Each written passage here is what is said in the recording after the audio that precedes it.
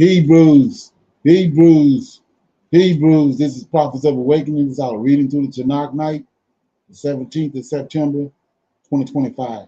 Okay, we'll be reading in out of the book of Numbers, chapters 21 through 25. Okay, you can go to our YouTube channel, the Prophets of Awakening.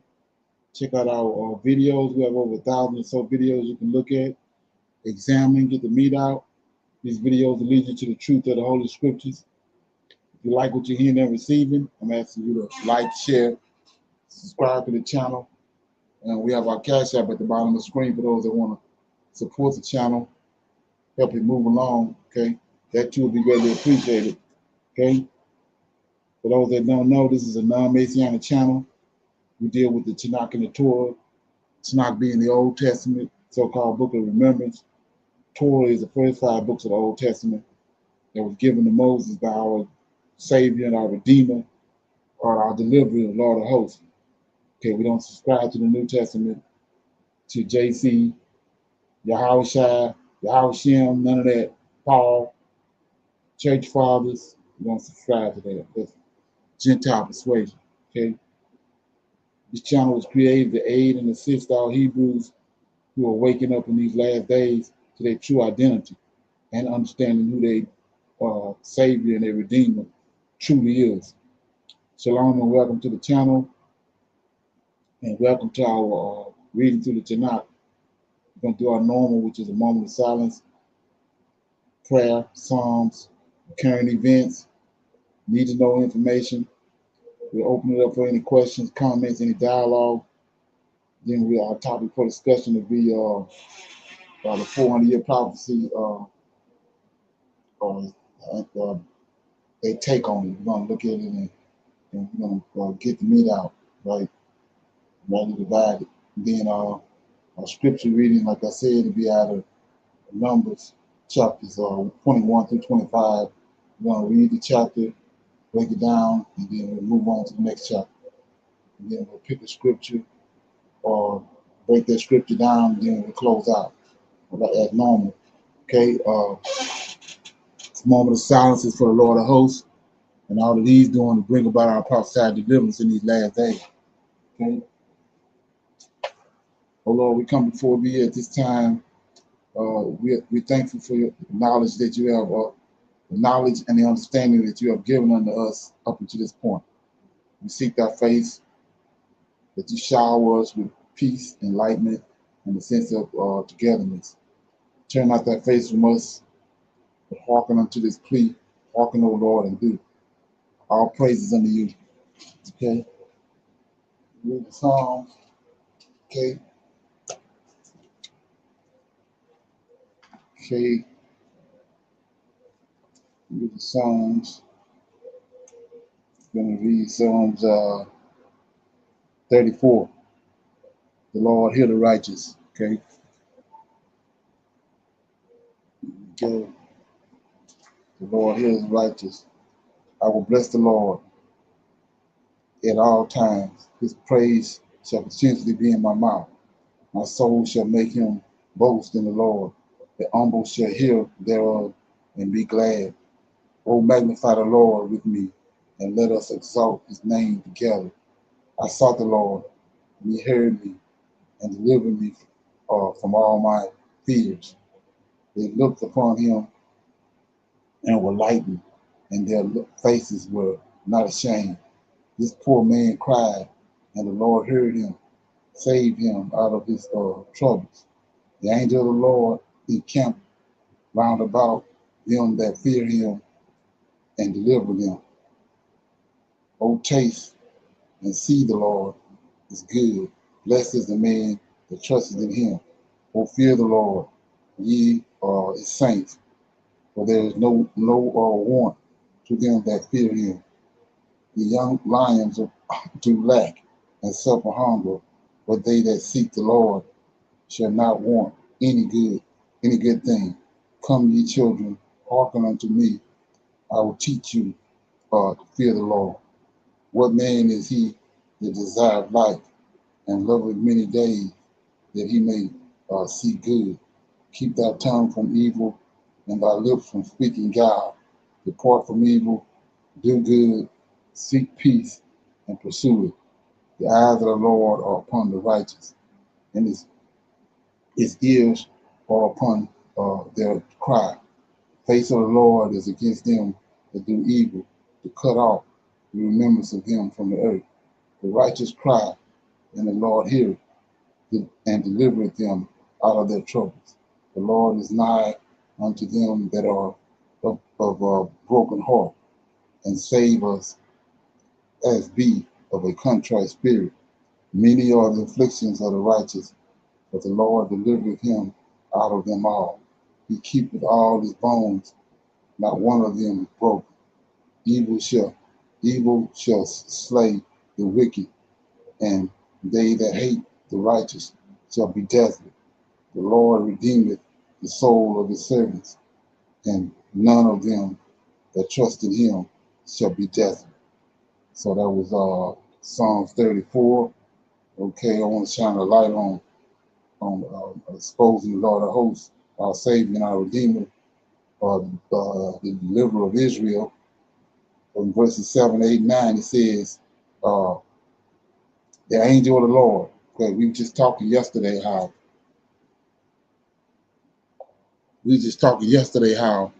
the Lord said, fear him, right? And the thing is, understand who the Lord is.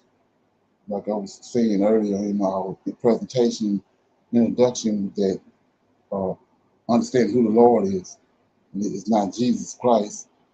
Okay, so it says in verse 7, the angel of the Lord encamped around about them that fear him, right? So we just read, and we see it over and over through the scriptures, the Lord is keep telling you to fear him. Where's the angel? Verse 7, the angel of the Lord encamped around about them that fear him. Then, not only that, and deliver them. So they're going to deliver, and you see who your Redeemer is. Okay? Then, 8, oh, taste and see that the Lord is good. Blessed is the man that trusteth in him. Then 9, oh, fear the Lord. There it is again. Ye his saints, for there is no want to them that fear him. So that's self-explanatory right there. 7, 8, 9. Okay? And then the other verse I want to talk about was, let me see. I started 16. The face of the Lord is against them that do evil, to cut off the remembrance of them from the earth. So 17, the righteous cry, and the Lord heareth, and delivereth them out of their troubles. The Lord is nigh unto to them that are, right here, this is what I was talking about. 18, the Lord is nigh unto them that are of a broken heart, and saveth out such as be of a contrite spirit. So Christianity, as soon as we get, because of the world that we in, that we find ourselves in, as soon as we live in our life, contrary to our surroundings, contrary to who's who in the spiritual realm and all that, we don't understand that. We come up in Christianity or one of these religions that they concocted, then when all hell break loose, you got a broken heart and a contrite spirit. Then you want to start seeking a higher power. Well, the Lord has already told you right here. Look at this. I mean, I can attest to this right here. So it says, the Lord is nigh unto to them that are broken heart. So the first thing they do when they get a broken heart and contrite spirit, they run to the church, especially black folks. And that's why so many of them latch on to JC, because they think it's JC the one that's dealing with him. But right here, I'm telling you, the Lord is nigh unto them of a broken heart, and save is such as be of a contrite spirit. So once you get chastised and broken, and then you got a contrite spirit, this the Lord there. And you sitting there crying on for somebody else. And then the healing that he does, you thinking it's JC doing it. And up until this point, Negro's been dying under that illusion. Okay, any comments, questions? Okay, so with that being said, we're gonna move on to our current events. Okay, I'll play these current events, and then we'll break them down. We're gonna try to stick to the video, right? Okay. Hate to say it, but millions of Americans should be concerned about what was just announced today. Look at this. It says the S&P 500 slides after the Federal Reserve Chairman Jerome Powell calls Fed rate reduction just a risk management cut. Those were his words exactly. A risk management cut. Right now, the Federal Reserve lowered rates by 25 basis points. Okay. And many people thought this is going to be great because this is going to make it less expensive to buy a home, to buy a car, and other things like that. And yes, it will help, but the Federal Reserve does not dictate the mortgage industry. They don't set the mortgage rates. But here's what the Federal Reserve did say today. At sheetlabels.com, we don't just print labels. Just look at this. It says Powell says highly unusual economy skews Fed views. What does he mean by this? Well, I want to read a little bit of this to you. Look at this right here. It says here are 5 key takeaways from the Federal Reserve, the Federal Open Market Committee's interest rate decision and Federal Reserve Chairman Jerome Powell's news conference on Wednesday. First off, the Federal Reserve lowered their benchmark interest rates by 1/4 percentage point or 25 basis points. It is now 4 to 4.25%. Right here it says Powell highlighted the labor market softness as central to the committee's decision. I can no longer say that the labor market is very solid. It says in their economic forecast, policymakers slightly upgraded their median outlook for growth in 2026.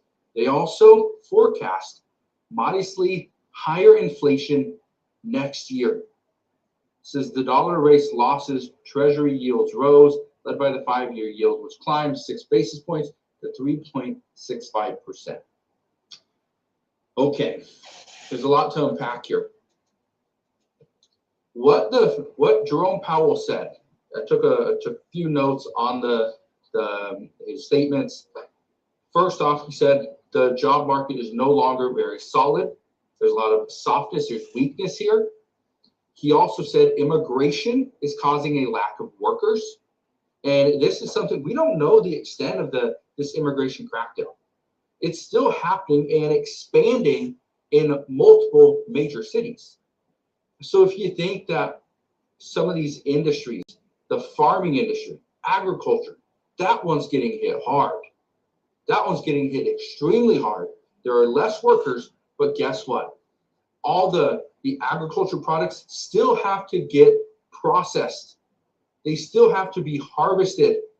But if you can't find somebody to do it at the same price as what an immigrant's going to charge you, you got to pay more.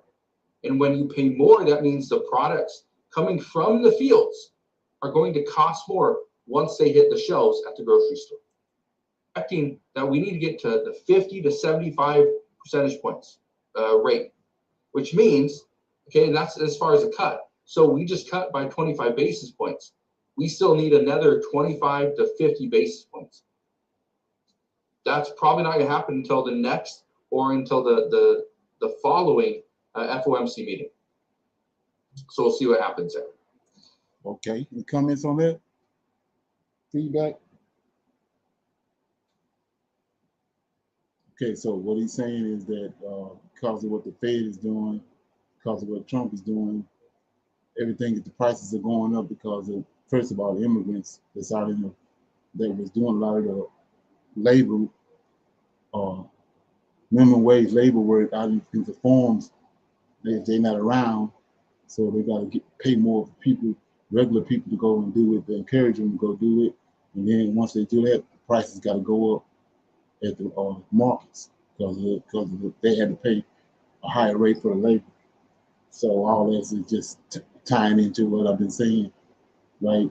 So, but this next video uh, that I've been saying, talking about over and over again, that we leave in here, and people saying all over the place that they having these dreams and visions of boats and all that. When it's actually it's prophesied. One of the places is Isaiah chapter 60, when it says the ships of Tarsus is going to come and bring the children, well, sons and their daughters from far and bring them back, right? So, and you're looking at that based on what had happened to us, at least in my lifetime and the history we know, that we can't really say, how is that going to happen, right? So let's look at this.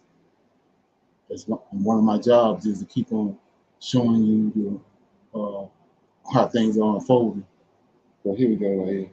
Check this out.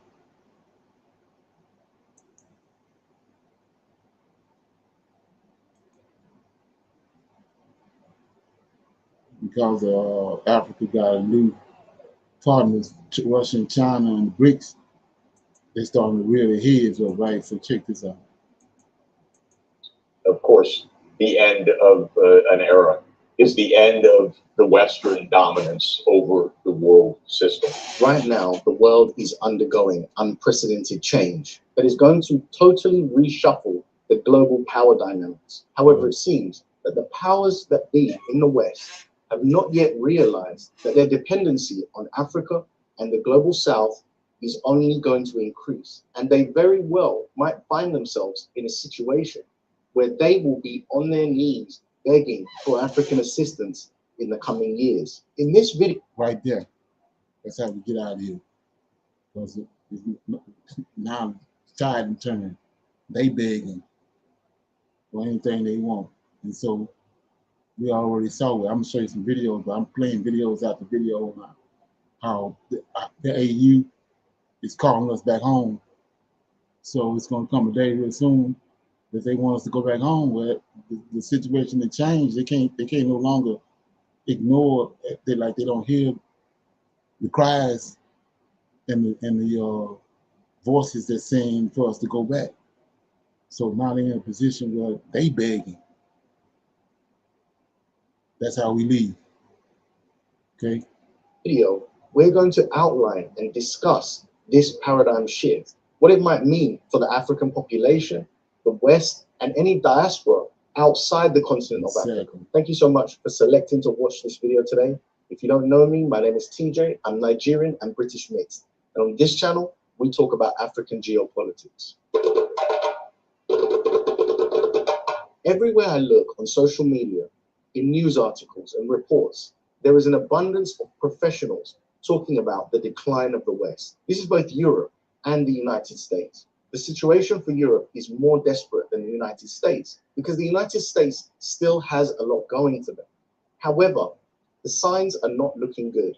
Jeffrey Sachs, the renowned economist who has advised governments worldwide, recently declared the preeminence of the dollar will decline significantly in the next 10 years due to the underlying gradual decline of the United States in the world economy. Richard Wolff is even more direct, predicting that the United States is heading towards a stagflation by late 2025, calling it the end of American imperial dominance. Alex Craner argues that Europe is in crisis, targeted by US policies and unprepared for a multipolar world, while BRICS nations emerge as a beacon of growth and decentralization. These serious economists are looking at record debt levels, de-dollarization, and declining technological competitiveness in the West. They're seeing desperate policies such as Trump's tariffs, which Wolff calls a chaotic response to unstable economic trajectories. We're watching a disintegration of the way the world works. And every country knows where the problem starts. That's right here. It's the United States losing its empire, becoming one among many nations, and not the biggest, and not the toughest, and not the richest anymore.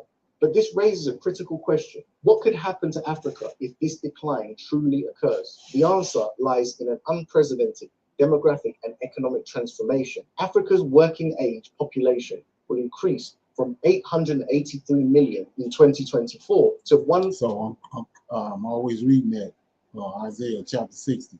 Said the forces tell us, this is prophesied at least 2,500 years ago. The forces of the Gentiles is going to be converted unto us. And we're looking right at it. 2.6 billion in 2050. By 2050, 1 in 4 people globally will be African, creating the foundation for an economic power just as Western populations age and shrink. The economic projections also reveal the scope of this transformation.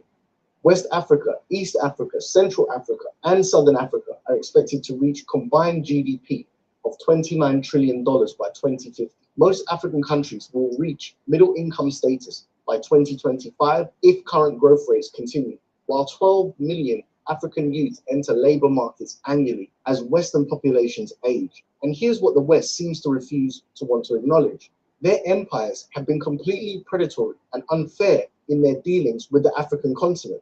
If this decline accelerates and happens within 20 years, it will be wise for them to start repairing that dynamic right now, addressing the damages and causes, because Africans will not forget. If the West is going to need Africa, then it must approach it with humanity. Otherwise, pent-up resentment could lead to African populations to adopt more aggressive attitudes, like that of Julius Malema's stance, which has even referred to acting on violence towards white people. The blind spot. That's how we leave it right there. Okay, check it out. Is that European countries entrepreneurial opportunities that have transformed my wealth earning trajectory. For diaspora with ethnic or ancestral roots in Africa, the continent may very well become the ideal place to set up life for children and the next generation, rather than exposing them to the ethnic divisions and increasingly dangerous environments the West is now growing into. African cities are transforming rapidly. 15 of the 20 fastest growing cities worldwide are African, with Kinshasa, Lagos, and Dar es Salaam becoming megacities by 2030. The urban middle class constitutes 35 to 40% of populations in key African cities, with cities like Pretoria, Cape Town, and Johannesburg already ranking high in purchasing power. Meanwhile, Western countries restrict African visa access with disproportionality, high rejection rates. This accelerates African internal development and regional integration, as African migrants explore opportunities within their own continent rather than trying to reach the declining West. Infrastructure development accelerates this transformation. Mission 300 aims to connect 300 million people to consistent electricity by 2030, while the Digital Economy of Africa initiative ensures every individual, business, and government is digitally enabled by 2030. Rwanda. Okay. Anybody got any comments on that? Thank you. Okay. Shalom, Brother Leonard. On there, it's interesting. He mentions the year 2030 because that lines up with the with the world agenda. Right. He said something else that stuck out to me too was by 2025, in the end of 2025, most African people going to be in middle class. That's big. That's 2025, and like I said, look at where when the AU is going to come to become legal, be in February 2026.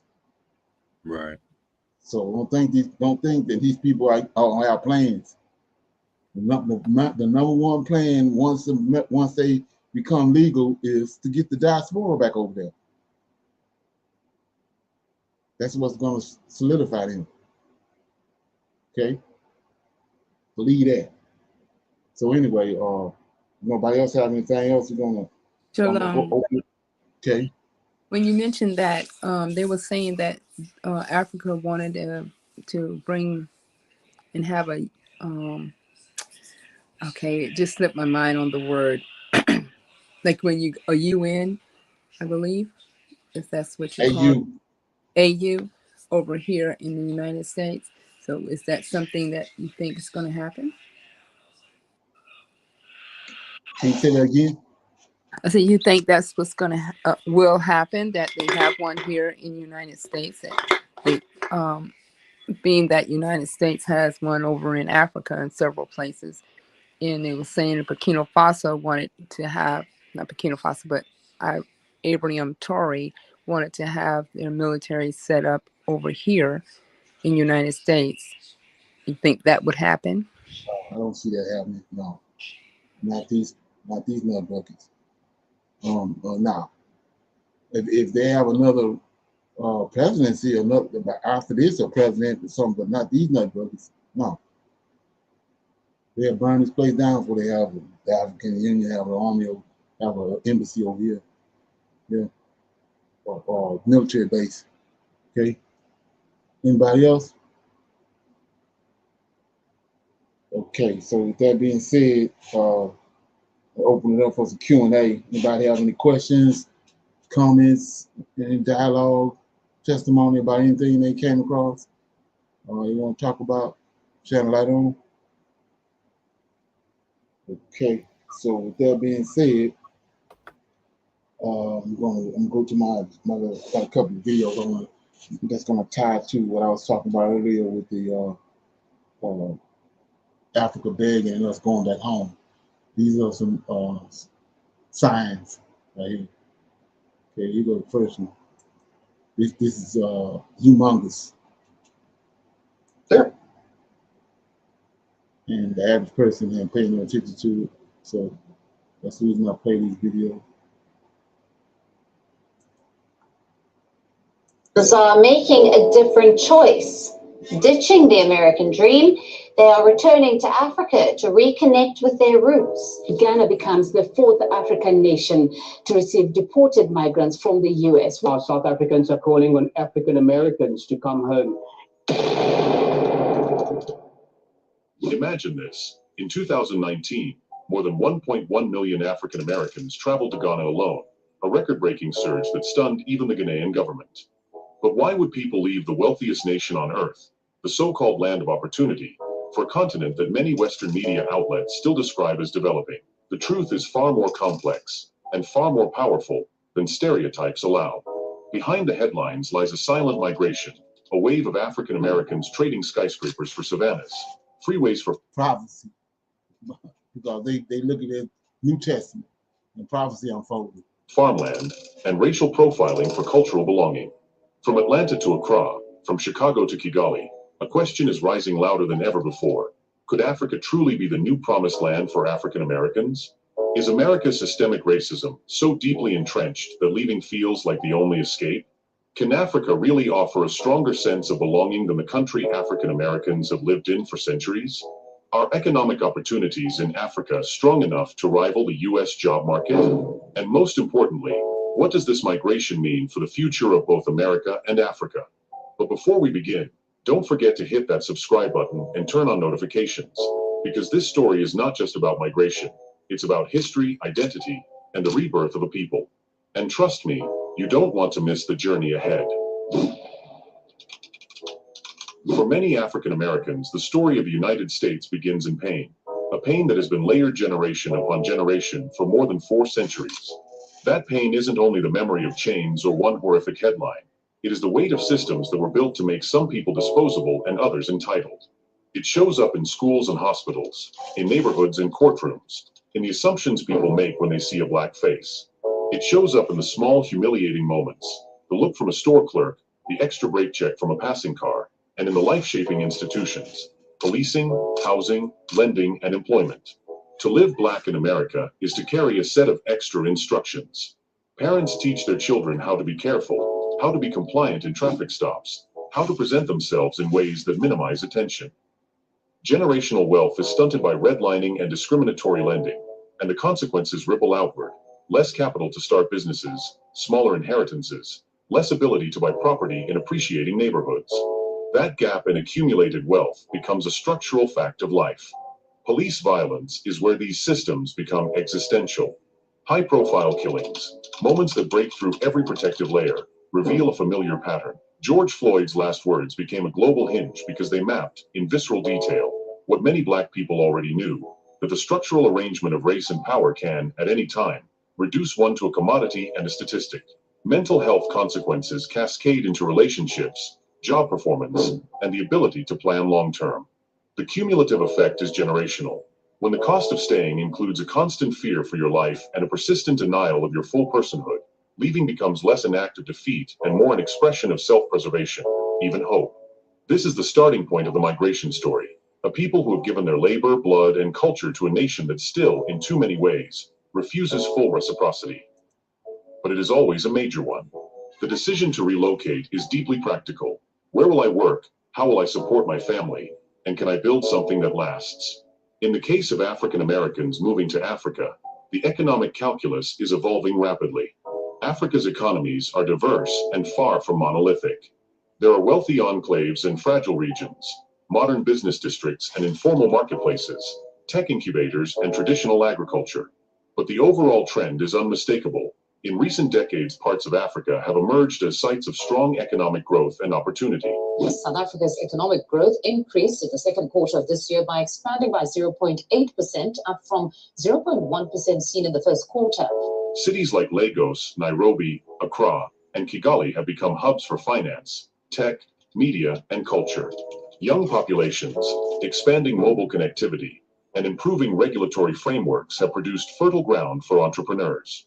Startups and venture capital are no longer terms reserved for Silicon Valley. Tech ecosystems in Africa are drawing global investment. Health tech and ed tech are scaling solutions to local problems. Creative industries, film, music, fashion, are exporting aesthetics and creating local value. In short, there is a canvas and a demand for innovation that can be immediately meaningful. For African Americans, this environment can be liberating. In the US, structural hiring biases and gatekeeper networks can make upward mobility feel contingent on who you know. Single initiative.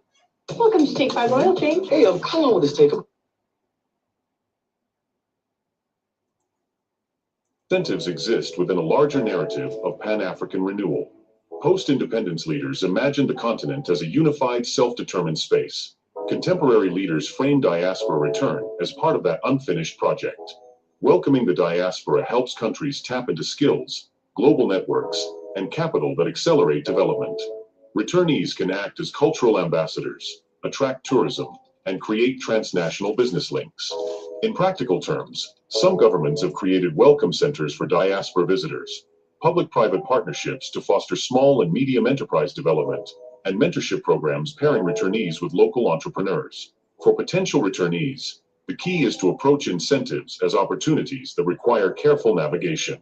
Legal advice, local partnerships, and thorough due diligence help mitigate risk and amplify benefits. Hello, my name is Pamela Beckham, and I am from Florida. But we just purchased an apartment here, and I'm going to be one of you. I love you people. I love this country. I love everything about Ghana. Strategically, incentives do more than sweeten the deal. They announce a political choice to make the continent a place where the diaspora is not merely a memory, but an active participant in creating a shared future. That invitation, when backed by clear policy and accountable governance, can turn symbolic homecomings into long-term, mutually beneficial relationships. Okay, any comments on that? Like I said, it already started. Okay, anybody have any comments on that? Shalom. My thought is, what are they showing far as the news media to Africa? Most of those countries there, are they showing how the African Americans live by, how they used to do for Africa? They show they're in the bush, they are, hungry and they don't have things, they're very poor. Are they showing the African Americans here in the United States as showing their gang violence and things like that, or they're showing the hard workers? What kind of perception they're showing to them through the media that United States wants to put out to Africa about how the Black Americans living here in the United States? Okay, what are you seeing? Well, when I was in Germany, I met a couple of Africans, and they're saying that they see a lot of gangster movies. They see a lot of killing.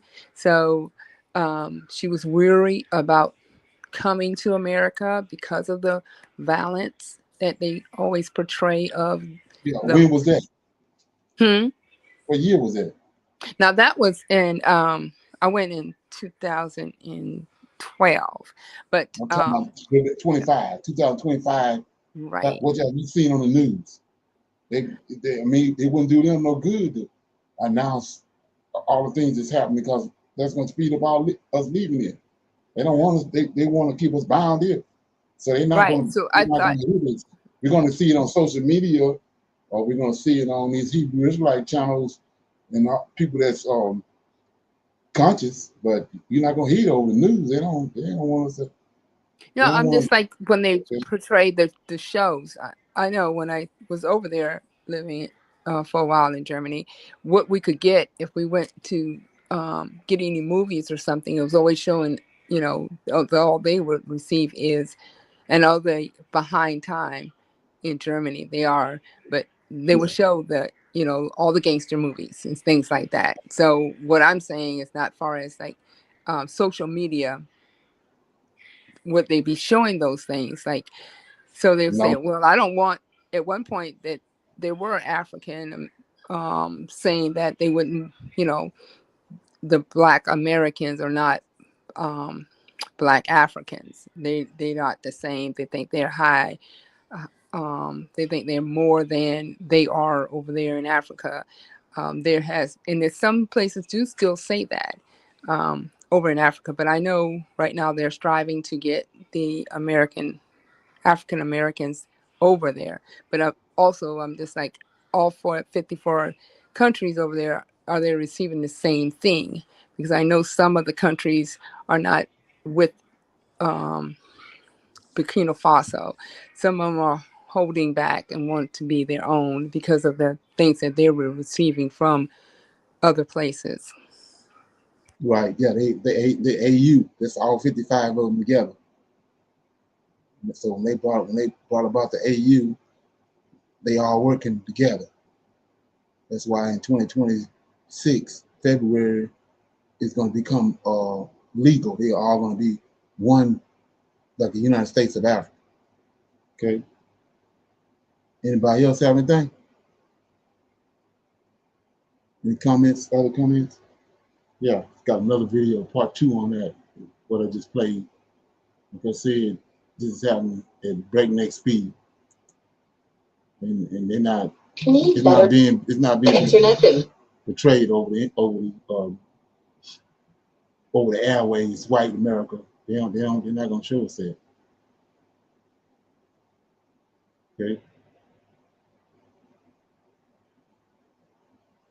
Here we go. They say they are considering leaving the United States and relocating to Africa. Many African Americans are making a different choice. Ditching the American dream, they are returning to Africa to reconnect with their roots. My goal is to get everybody to move back to Africa. That's my goal. Okay. I want to get as many African Americans back home to Africa as I possibly can. Because I know the day they move back, everything they fight for in America, they will not have to fight for. Imagine stepping off a plane, feeling the warmth of the African sun kiss your skin, and knowing, not just believing, that this land is yours, that you're not just a visitor, but a citizen. For millions of African Americans, this has always been a dream. But in 2025, it's becoming a reality in ways the world has never seen before. Here's the fact. Over 12.5 million Africans were forcibly taken across the Atlantic during the transatlantic slave trade. Today, their descendants number over 200 million worldwide. 4 centuries, that connection to Africa was severed. But now, some African countries are rolling out the welcome mat, offering free or ancestry-based citizenship to African Americans and the African diaspora. No decades-long immigration process, no endless paperwork. In the past 5 years alone, more than 3,000 African Americans have been granted citizenship in West Africa alone. And in 2024 and 2020. So you can see the powers that be handprints on this, because of the same way I said with Trump. You got 32 counts, 32 counts of felonies, but you're still going through the process to be the president, and you make it. Same way with this. We can see how racist they are through what happened with Project 225. So how is all this happening? Because they got their handprint on it. 25. New laws, DNA programs, and cultural initiatives are accelerating this trend like never before. All of a sudden, all these walls coming down, doors opening up. 4. These are 4 questions you need to ask yourself before we begin. 1. Which African country gave citizenship to a famous American music star in 2025? And why was it a global media moment? 2. Where can you receive full citizenship in as little as 60 days? If you can prove your DNA matches a specific ethnic group. 3. Which nation's constitution has, for over a century, allowed any person of African descent to claim citizenship, even if they've never set foot on African soil? And finally, is there a hidden political strategy behind these offers that goes far beyond heritage and culture? Yes. If you think this is just about history, think again. This is about identity, power, and the rebirth of global African unity. But before we dive in, hit that subscribe button and turn on notifications, because what you're about to hear could inspire you to pack your bags and reclaim your roots as an African-American. In September 2024, a quiet but historic announcement came from the West African nation of Benin. The government had passed a groundbreaking law. Any descendant of Africans enslaved during the transatlantic slave trade could claim Beninese citizenship free of charge. No lengthy immigration hurdles, no expensive residency permits. All you need is proof of ancestry. The symbolism was powerful. Benin, once part of the Kingdom of Dahomey, a major departure point for slave ships in the 18th and 19th centuries, was rewriting history. This wasn't just an immigration policy. It was an act of restoration. Then came July. So let's look at that. This is a prime example of what I said. Well, he said that he's going to return us back by the way in which we came. So that was one of the major places we came from, was Benin. Benin is the tribe of Benjamin. So we're going to take us back by the way in which we came. The same way when 70 souls left the land of Canaan, they went to Egypt. The Egyptians oppressed them for 400 years. And then he sent them back where they came from, land of Canaan. Nebuchadnezzar came, got them from Jerusalem. And then 70 years later, Cyrus let them go back to Jerusalem. We didn't come from Jerusalem. We fled into Africa, and we was there, and then from there, Deuteronomy 28:68, ships came, got us from the West Coast, from Negro land, from the Sahel. So he's taking us back by the way in which we came, back to West Africa where we came from. From there, we call from there, Zephaniah, from beyond the rivers of Ethiopia. That's Negro land. We go back. Okay. By 2025, when global headlines erupted, Sierra, the American singer, dancer, and global superstar, Merci beaucoup, Your Excellency. Thank you so much. Stood in the presidential palace of Cotonou, holding a Beninese passport.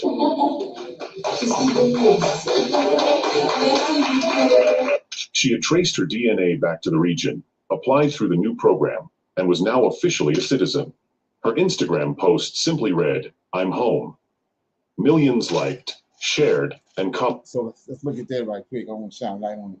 So let's go back to Egypt, right? It said the mixed multitude came out with us. Then, like I said, we had been there over 430 years. There's a bunch of Hebrew Israelites. The Most High said when he brought the plagues, not one or so. We were going to leave one Israelite there. So they all came out. Well, we had a bunch of Negroes that was invested in Egypt. They had sold out on Egypt. So when they got to the mountain, that's why they made the golden calf. We see the same thing now. Bunch of Negroes leaving here, they invested in America. They got money and houses and fame and all that here. They invested in America, but they going back.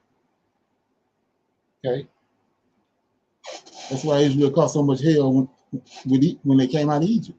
They had these Negroes that was invested in Egypt. Commented, "For some, it was just a celebrity moment. But for many in the African diaspora, it was a symbol that the door was finally open. Benin's process is straightforward. Applicants provide DNA test results, family records, or historical documentation linking them to West African ancestry. Processing times can be as short as 6 months, and the government even organizes heritage tours for applicants, allowing them to walk the same soil their ancestors left centuries ago. But there's a deeper layer. Benin isn't just offering citizenship for cultural pride. It's courting the African diaspora as investors, entrepreneurs, and cultural ambassadors. A 2025 government report revealed that diaspora remittances into Benin have jumped by 27% since the law passed. Property purchases by returnees are creating small real estate booms in cities like Ouida and Porto Novo. But as bold as this move is, our next country takes things even further, offering a process so fast, you might think it's a travel visa, until you realize it's a passport for life. Sierra Leone has been granting citizenship to African Americans who can prove ancestral ties to its ethnic groups. I'll be honest, no matter how successful I get in America, no matter how successful I get, I never feel like I belong. You always be treated as a second-class citizen. Always. They launched the Heritage Naturalization Program, cutting the process to just 60 days. Here's how it works. You take a DNA test from an approved company. If the result... So he said he was going to hasten the times, right? Speed them up. Results show a connection to one of Sierra Leone's recognized tribes. You submit the report with your application. Within weeks, you're invited to Freetown for a citizenship ceremony, often accompanied by traditional drumming, dancing, and blessings from community elders. These aren't cold, bureaucratic events. They are emotional, often tear-filled reunions between long-separated families, not by choice, but by the tides of history. Many new citizens say it's like finding the missing chapter of your life story. The government strategy is clear: attract diaspora talent, investment, and tourism. The expedited program requires a contribution of around $100,000 for those seeking immediate approval. But for many, it's not just a transaction. It's an... So like I said, you're paying attention. We well into being regathered. We well into that, okay? So my topic for discussion is I want to deal with the 400-year prophecy. The countdown ends, and I'm playing this because of the video, the title of it. This is what got my attention. It says the 400-year prophecy countdown ends. The countdown ends in 2025. So let's look at it.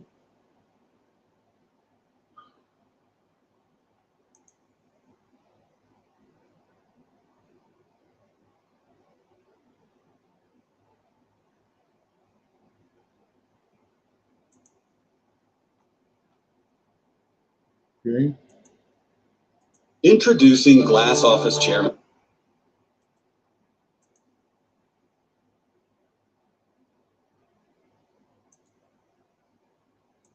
More spiritual than we've been told. The protests, the pandemics, the polarization. What if it's all part of something ancient, something divinely timed? Because 2025 isn't just another year. It may be the final strike of a 400-year prophetic clock. A clock that started ticking in 1619, when the first enslaved Africans arrived in the land that would become the United States. That moment wasn't just historical, it was biblical. From Deuteronomy 28 to Genesis 15:13, the signs are hidden in plain sight. The curses, the captivity, the scattering of a people, and now, the awakening. DNA evidence, suppressed history, spiritual realignment, it's all coming together. And tonight, we're pulling back the veil. So, if you're ready to go deep into truth the world tried to bury like this video, hit subscribe and drop 77 in the comments to declare that you're awake and watching. To understand where we are, we must go back to where it began, not in textbooks, but in the book of beginnings. In Genesis 15:13, God speaks a chilling prophecy to Abraham. Know of a surety that thy seed shall be a stranger in a land that is not theirs, and shall serve them, and they shall afflict them 400 years. This was not poetic language. It was a divine timetable, a prophetic countdown set in motion thousands of years ago, and fulfilled not just in ancient Egypt, but again, in modern history. Now, pause and consider. What other people were violently uprooted, stripped of language, name, and identity, then subjected to 400 years of oppression in a land not their own? In the year 1619, the first enslaved Africans arrived at Point Comfort, Virginia, a moment that marked more than the beginning of American slavery. It marked the beginning of a prophetic parallel, a fulfillment hiding in plain sight. It was the start of a 400-year affliction, foretold in scripture but misunderstood by modern theology. Count 400 years forward, and you land in 2019. That's not a coincidence. That's divine precision. But here's the thing about God. His timelines are layered, not linear. The Hebrew understanding of prophecy doesn't always end at the 400th year with a bang and a trumpet. Yeah, that's not true. Like I said, he's trying to make it work. But he says that 70 years they're going to be in Babylon. And right at 70 years they came out. He said it's going to be in Egypt for 400 years. Right at the 400-year mark, in the book of Jasher, they came out. So being that this ain't lining up, they're trying to make it work. Like I said, you got a bunch of Negroes that's invested in America that's going to leave here. So he says, when he gives you a timeline, he tells you that precise timeline is when it go down. It don't linger. All the hosts don't do that. But often there is a chesed period, a season of covenantal mercy, a time of divine patience, where God gives space for repentance, restoration, and revelation. So perhaps 2019 was not the end, but the turning point, a prophetic threshold. And what followed? 2020, the year the world shifted. A plague swept across nations. The economy trembled, the streets filled with cries for justice, and old systems began to crumble under the weight of long-ignored truths.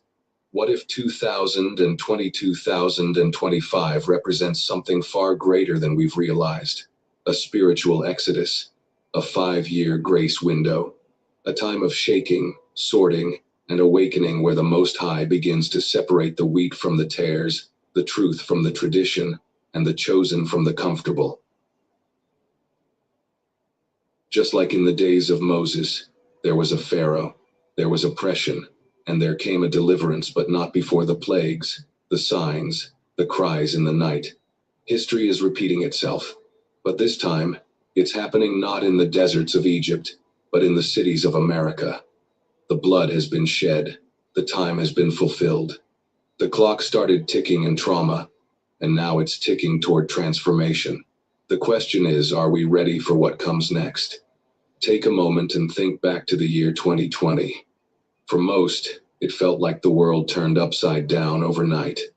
But what if, in the eyes of heaven, it was the world turning right side up, a prophetic shaking that had been long foretold? It began with a global plague, a disease that swept across every nation, shutting down economies, governments, and even churches. Just like the plagues that struck Egypt in the book of Exodus, it disrupted every comfort zone and forced Pharaoh's systems to tremble. It exposed vulnerabilities not just in healthcare, but in our morality, our priorities, and our spiritual foundations. Biblical Israel. Fabry Automotive.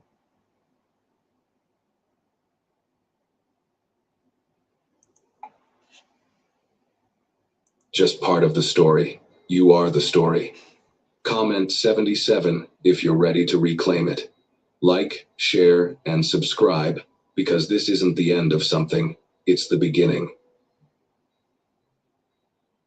The lie didn't begin with chains. It didn't start on slave ships or in cotton fields. It started with a brushstroke, subtle, calculated, and devastating. Walk into almost any church today. Look up, who do you see? A man called Jesus, flowing brown hair, porcelain skin, piercing blue eyes. But let's be honest, that's not Bethlehem, that's not Nazareth. That's not the dusty road of Jerusalem or the sun-scorched land of Egypt. Welcome back, Israel. Welcome home. They told you the Bible began in Eden, but they never told you Eden was black. They taught you the word of God was sealed and complete, 66 books, nothing more. But they never told you it was edited, cut, and reshaped to serve kings, empires, and the hands of conquerors. What they left out was preserved, not in the cathedrals of Europe, but in the highlands of Ethiopia.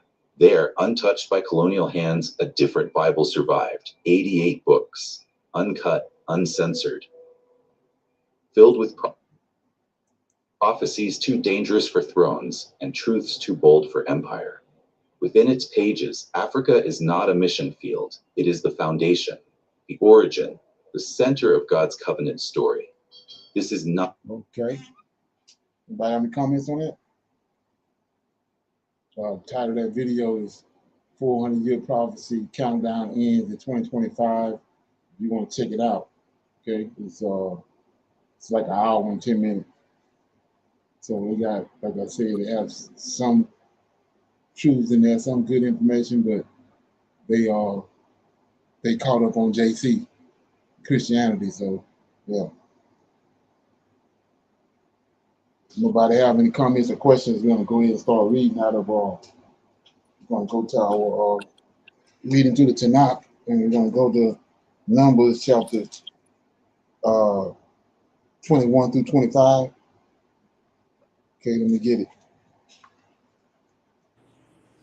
Shalom.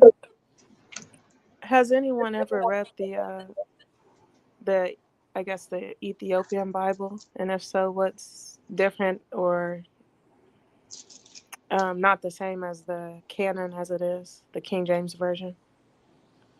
It just got the extra books in there, but it's got JC in it, Black Jesus. That's the reason they promoting it now.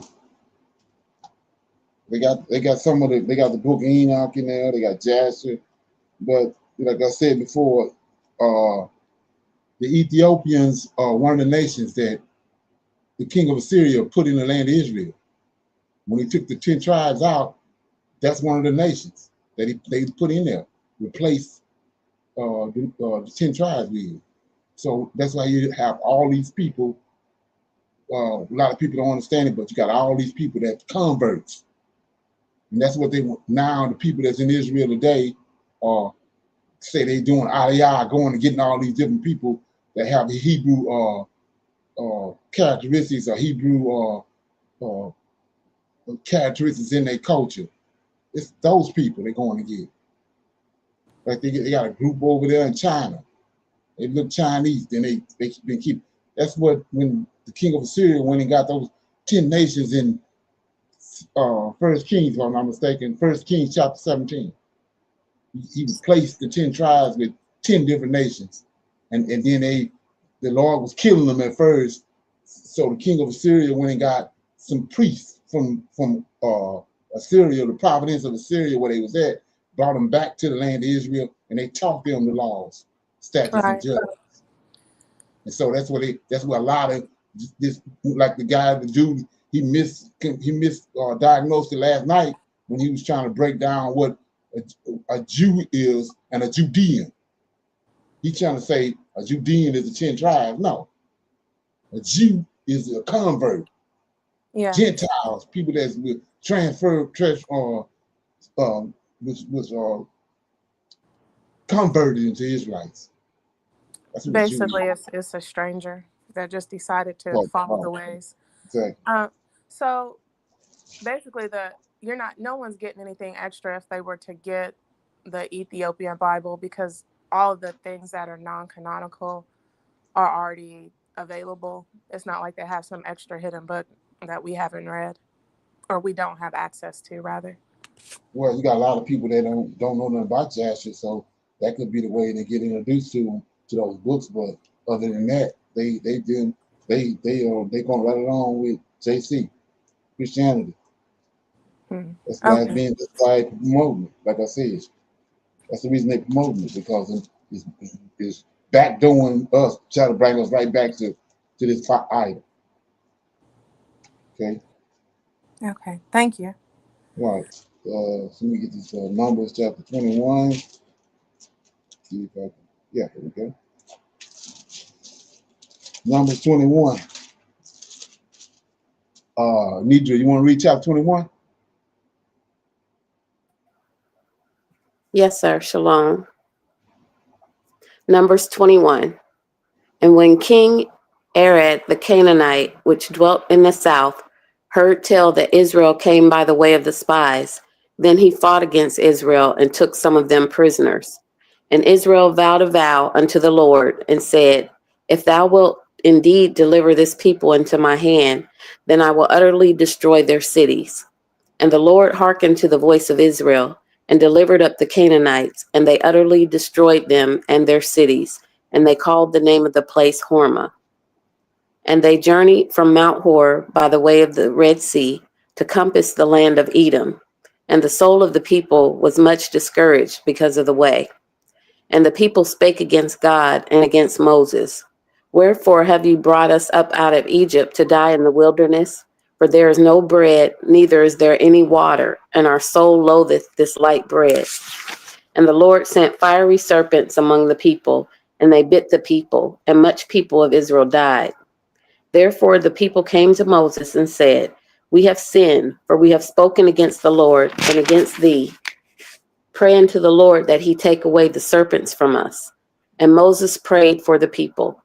And the Lord said unto Moses, make thee a fiery serpent, and set it upon a pole, and it shall come to pass that everyone that is bitten, when he looketh upon it, shall live.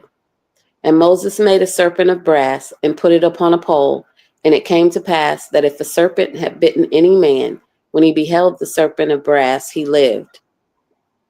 And the children of Israel set forth and pitched a tent, pitched in Obah. And they journeyed from Obah and pitched in Ajebarim in the wilderness, which is in Moab, toward the sun rising. From thence they removed and pitched in the valley of Zered. From thence they removed and pitched on the other side of Arnon, which is in the wilderness that cometh out of the coast of the Amorites. For Arnon is the border of Moab, between Moab and the Amorites. Wherefore it is said in the book of the wars of the Lord, what he did in the Red Sea and in the brooks of Arnon. And at the streams of the brooks that goeth down to the dwelling of Ar, and lieth upon the border of Moab. And from thence they went to Beer, which is the well whereof the Lord spake unto Moses, gather the people together, and I will give them water.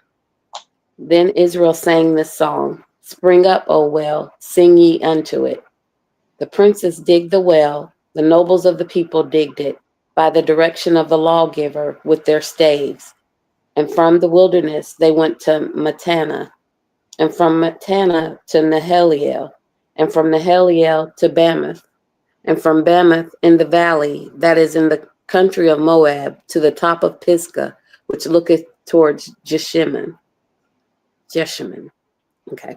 Israel sent messengers unto Sihon, king of the Amorites, saying, let me pass through thy land. We will not turn into the fields or into the vineyards. We will not drink of the waters of the well, but we will go along by the king's highway until we be past thy borders. And Sihon would not suffer Israel to pass through his border, but Sihon gathered all his people together and went out against Israel into the wilderness. And he came to Jahaz and fought against Israel. And Israel smote him with the edge of the sword and possessed his land from Arnon into Jabbok, even unto the children of Ammon, for the border of the children of Ammon was strong. And Israel took all these cities, and Israel dwelt in all the cities of the Amorites, in Heshbon, and in all the villages thereof. For Heshbon was the city of Sihon, the king of the Amorites, who had fought against the former king of Moab, and taken all his land out of his hand, even unto Arnon. Wherefore they that speak in Proverbs say, come into Heshbon, let the city of Sihon be built and prepared.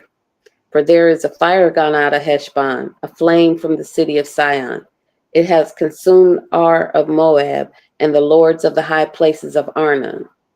Woe to thee, Moab, thou art undone, O people of Shemash.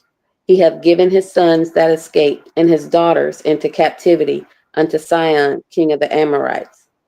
We have shot at them, Heshbon is perished, even unto Dibon, and we have laid them waste, even unto Nophah, which reacheth unto Medeba. Thus Israel dwelt in the land of the Amorites, and Moses sent to spy out Jazer, and they took the villages thereof, and drove out the Amorites that were there. And they turned and went up by the way of Bashan, and Og, the king of Bashan, went out against them, he and all his people, to the battle of Edrei.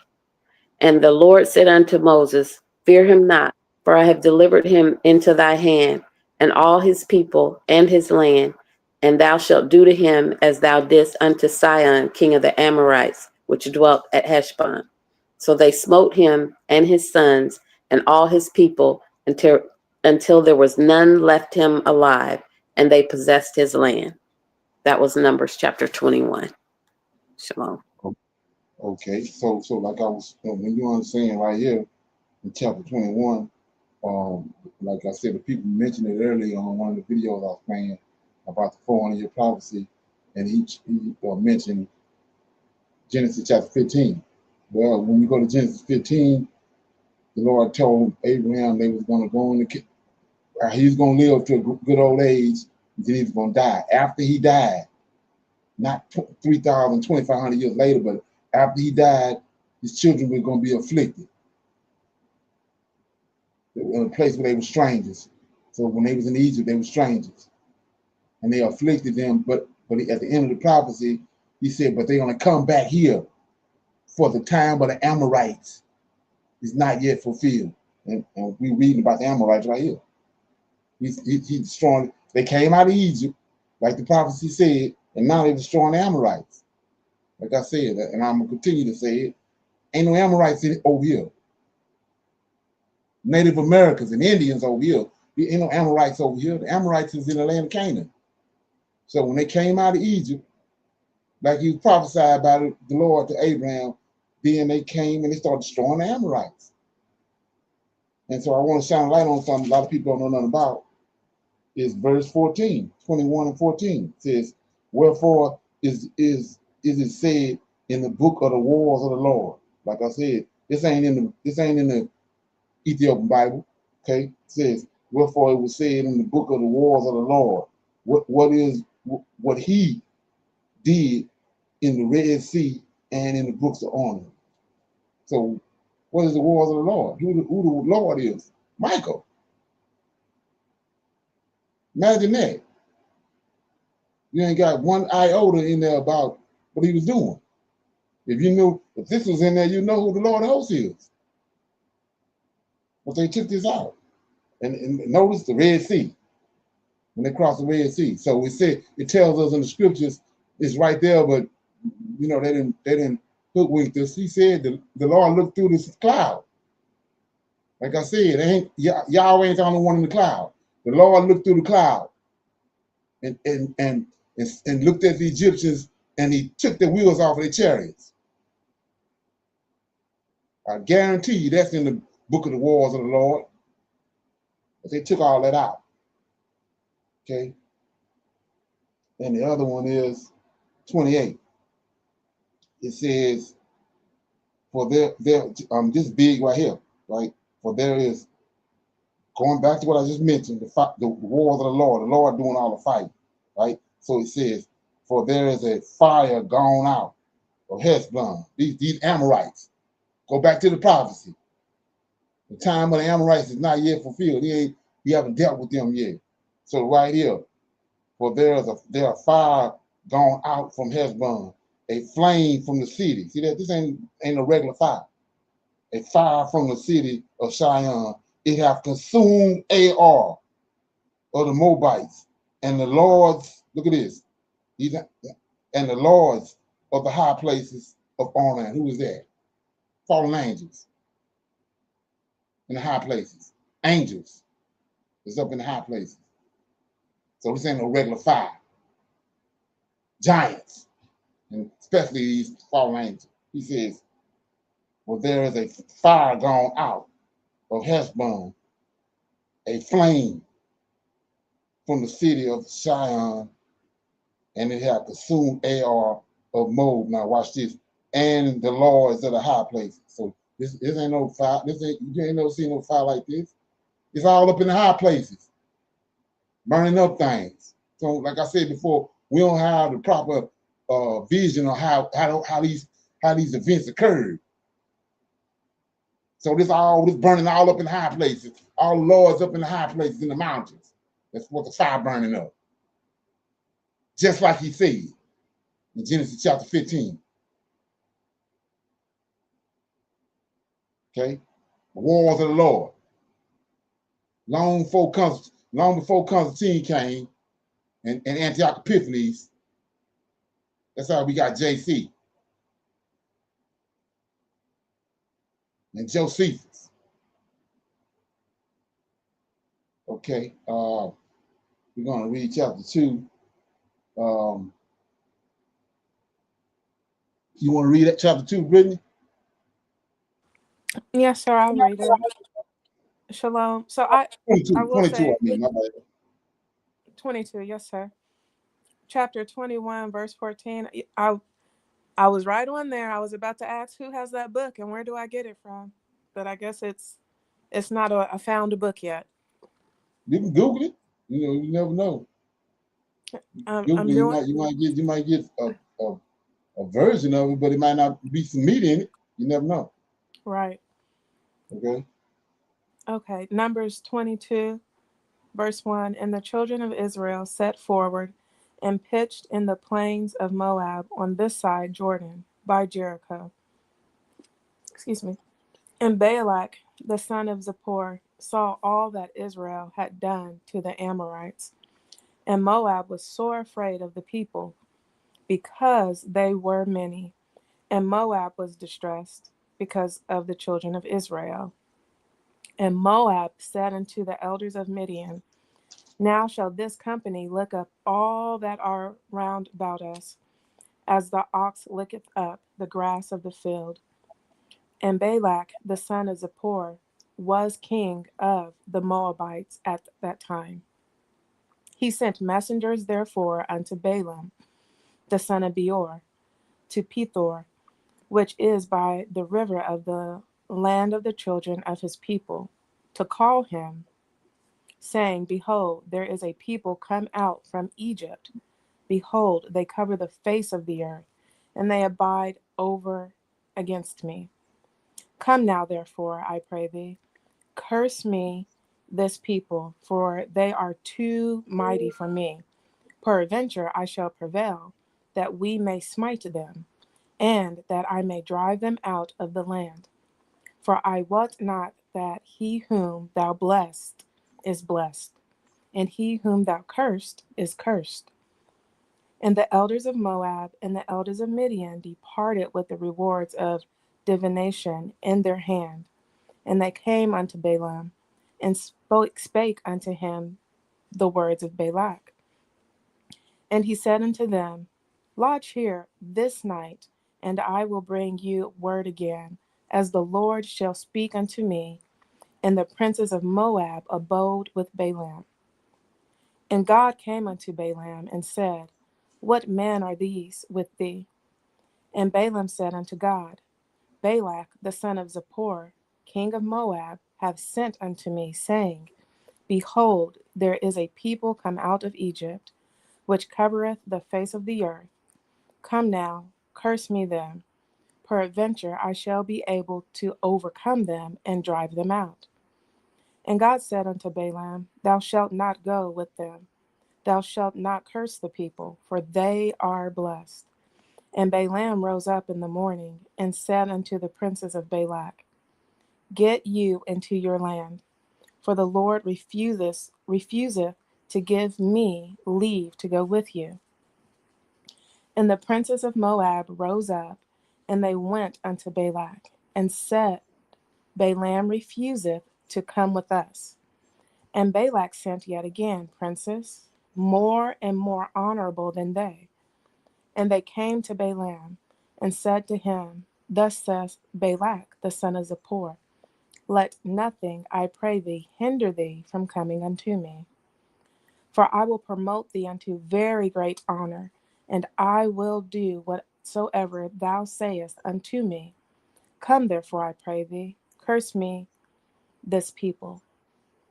And Balaam answered and said unto the servants of Balak, If Balak would give me his house full of silver and gold, I cannot go beyond the word of the Lord my God to do less or more. Now therefore, I pray you, tarry ye also here this night, that I may know what the Lord will say unto me more. And God came unto Balaam at night and said unto him, If the men come to call thee, rise up and go with them. But yet the word which I shall say unto thee, that shalt thou do. And Balaam rose up in the morning and saddled his ass, and went with the princes of Moab.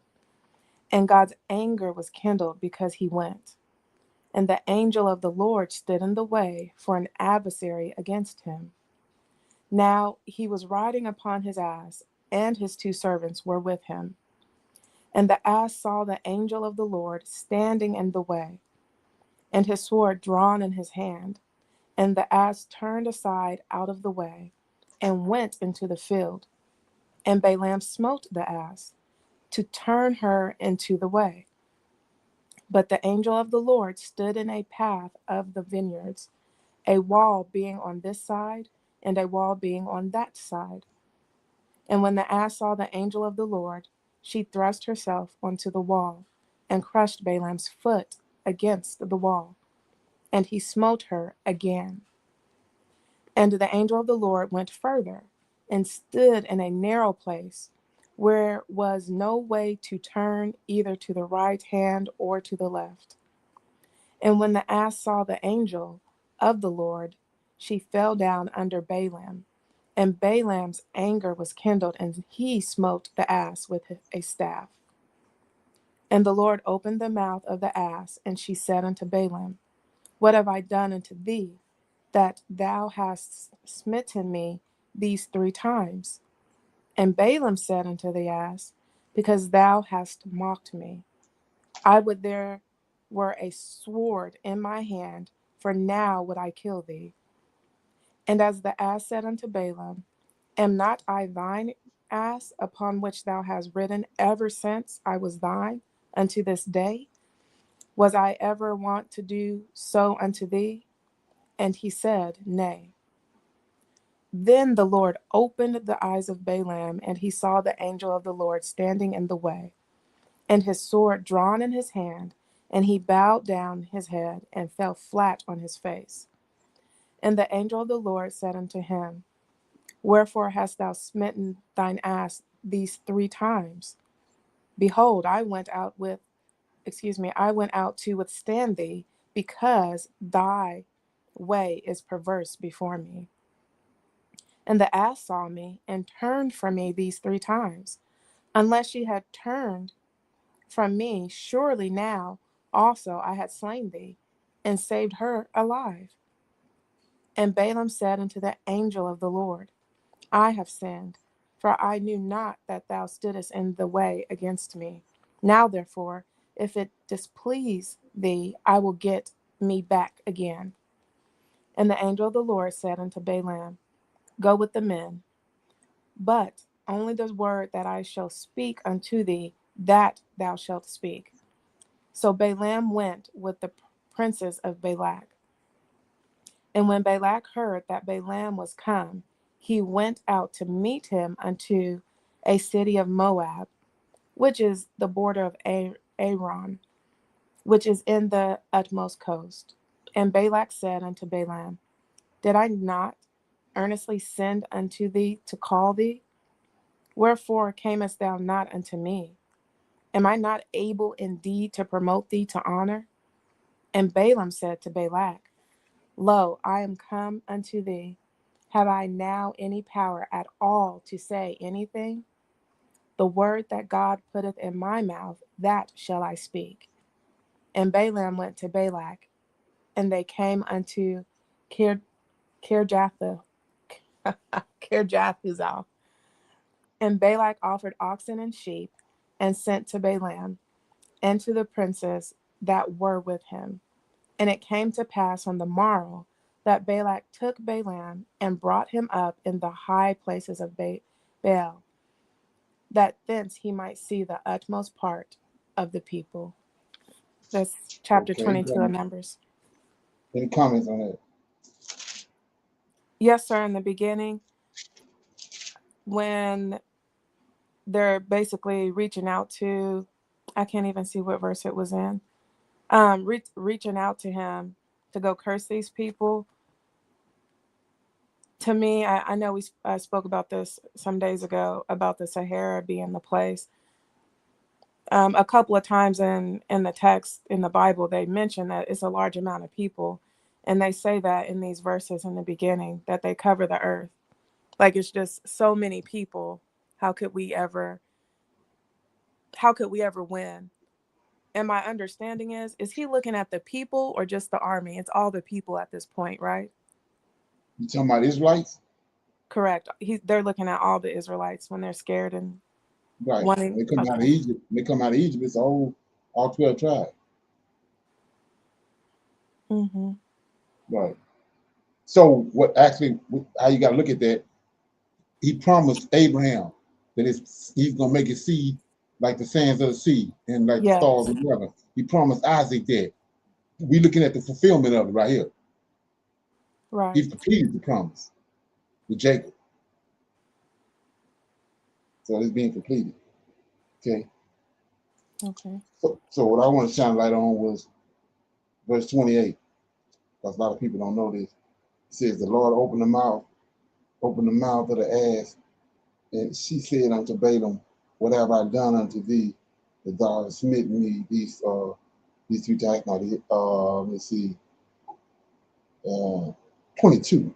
It says, and God's anger was kindled because he went, and the angel of the Lord stood in the way for the adversary against him. Now he was riding upon an ass, and his 2 servants were with him. So if you go back, Balaam was in Egypt when Moses threw his staff down. Balaam was standing there too. That's why Balak wanted to get him, because he got a name for himself. He got a name. He was in Egypt. So anyway, it says that, and his 2 servants that was with him, that's his 2 sons. Man, I had their names, I forgot them, but that's the 2 that Janus and Jambres. When Moses threw his stick down, Janus and Jambres, that's Moses' 2 sons. Balaam's 2 sons threw their stick down. So when the Egyptians came, when the Lord of hosts came to Egypt, Balaam and his sons fled. That's how they ended up over in Moab. They fled Egypt. Okay, so that's how you able to rightly divide. As Smith mentioned in there that people not connecting the dots. They talk about Balaam, and then they talk about these 2, Janus and Jambres, but nobody knows the connection between them.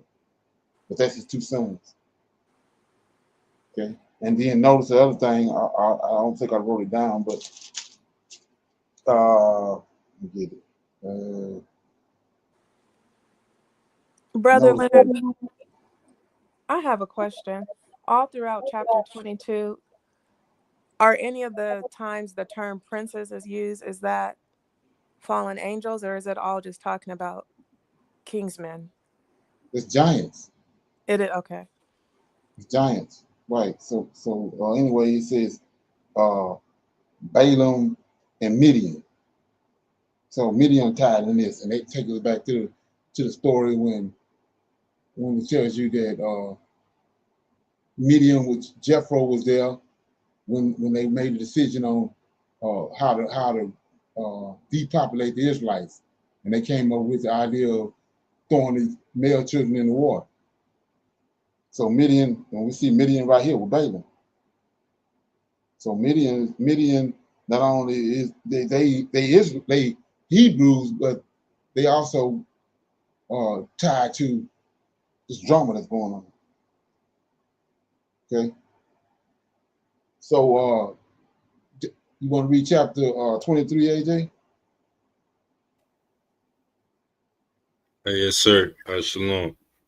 And Numbers 23. And Balaam said unto Balak, build me here 7 altars, and prepare me here 7 oxen and 7 rams.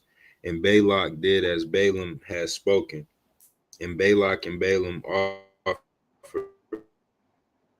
on every altar a bullock and a ram.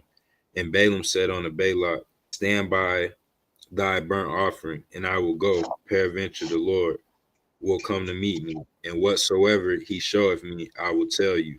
And he went to an high place, and God met Balaam, and he said unto him, I have prepared 7 altars, and I have offered upon every altar a bullock and a ram. And the Lord put a word in Balaam's mouth and said, return unto Balak, and thus thou shalt speak. And he returned unto him, and lo, he stood by his burnt sacrifice, he and all the princes of Moab. And he spoke up his parable and said, Balak, the king of Moab, hath brought me from Aram out of the mountains of the east, saying, come curse me, Jacob, and come defy Israel. How shall I curse whom God hath not cursed? Or how shall I defy whom the Lord how shall I defy whom the Lord hath not defied? For from the top of the rocks I see him, and from the hills I behold him. Lo, the people shall dwell alone, and shall not be reckoned among the nations. Who can count the dust of Jacob, and the number of the 4th part of Israel? Let me die the death of the righteous, and let my last end be like his.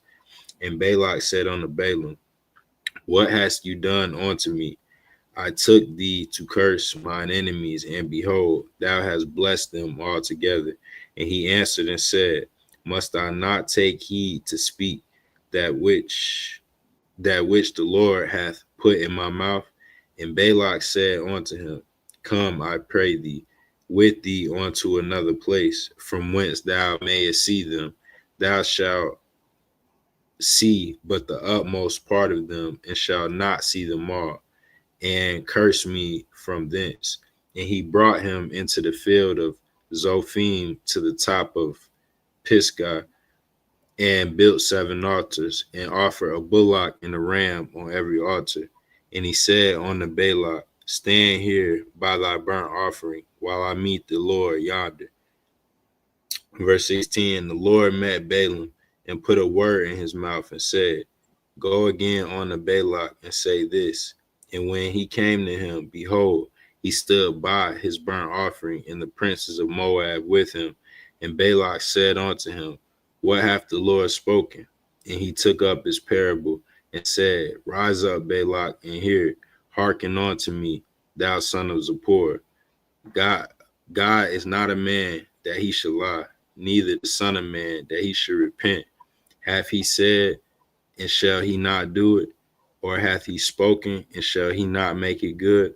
Behold, I have received commandment to bless, and he hath blessed, and cannot reverse it.